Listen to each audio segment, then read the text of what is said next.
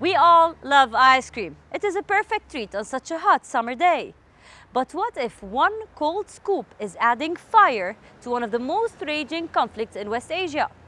Ben and Jerry's have found themselves in the middle of the Israeli-Palestinian conflict. They have decided to no longer sell ice cream in occupied territories.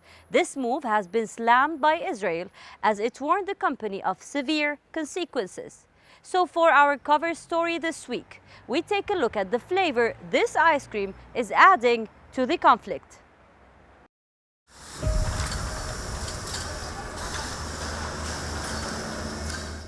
On the 18th of May, Ben & Jerry's posted this simple question on their Twitter.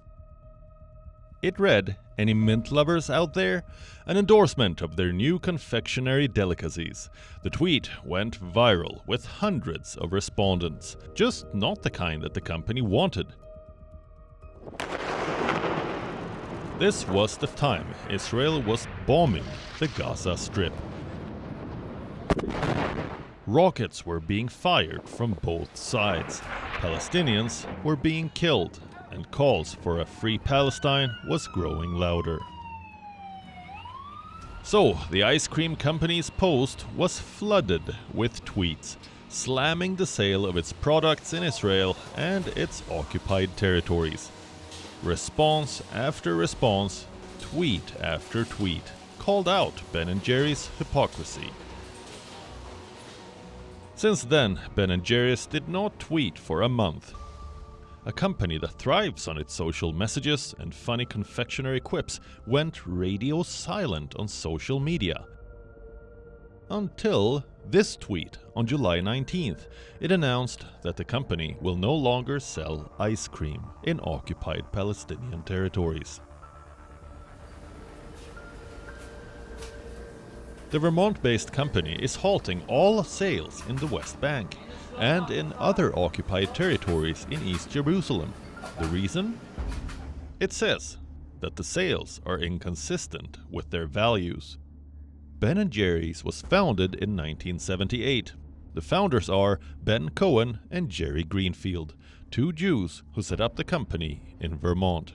Since then, it has become one of the biggest ice creams in the world. It has franchises in over 35 countries and a net worth of over $500 million. Most businesses of that scale tread lightly in politics, but not Ben & Jerry's.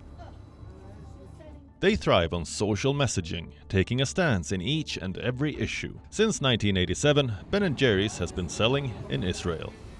A business arrangement born out of their friendship with Israeli businessman Avi Singer. But the issue of contention are in sales in Israeli settlements. This is the West Bank, a chunk of land located on the bank of River Jordan and surrounded by Israel on all sides. While it was occupied by Israel in the 1967 war, Palestinians claim it as part of a future independent state. But out of the 3 million people living out there, many are Jewish Israeli citizens. The Israelis living out here are called settlers.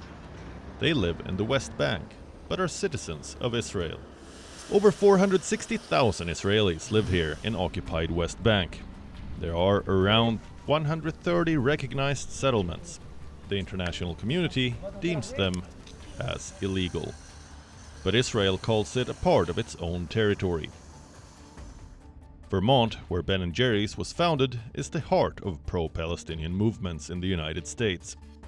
A prominent one is the BDS, the Boycott, Divestment and Sanctions movement. Since 2012, it has been building up pressure on Ben & Jerry's, asking them to stop ice cream sales in occupied territories. So it looks like the brand finally took a stance. It will halt all sales in Israeli settlements, but sales will continue as normal in Israel.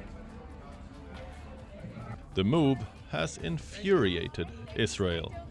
They are slamming the boycott, warning the brands of severe consequences. From Prime Minister Naftali Bennett to Foreign Minister Yair Lapid, everyone seems to be having a meltdown over the decision. Ben and Jerry's decision is a disgraceful capitulation to anti-Semitism, to BDS, which is the boycott, divestment and sanctions movement against Israel, to all that is evil in the anti-Israeli and anti-Jewish discourse. We won't be silent. Over 30 states in the United States have passed anti-BDS legislation in recent years. I plan on asking each of them to enforce these laws against Ben and Jerry's, so they won't treat us in such ways. From allegations of anti-Semitism to warnings of severe consequences, Israel is fuming over the move. Israeli shops are boycotting the ice cream brand, kosher grocery stores are dropping Ben & Jerry's, and citizens are giving up their favorite scoop.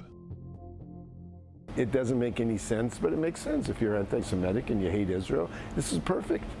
Do it over something more important than ice cream. You are taking away their jobs, just like SodaStream. Ben & Jerry's, you should be ashamed of yourself for your hypocrisy. Parent company Unilever has distanced itself from the move after Israel warned it of repercussions. It assured Israel of its full commitment, saying that the decision was taken independently by the brand. Even the CEO of its Israeli license slammed the move, saying that he will continue with the sales. Zinger was then informed that his contract will not be renewed when it expires at the end of the year. This is not the first time Ben & Jerry's has picked a side. Records suggest it won't be the last. The brand has been at the forefront of social issues, but this time they waded into the uncharted territory of geopolitics. Their cold scoop is now adding fire to the Israeli-Palestinian conflict, one that seems to have no end in sight. West Asia Bureau, WION The World is One.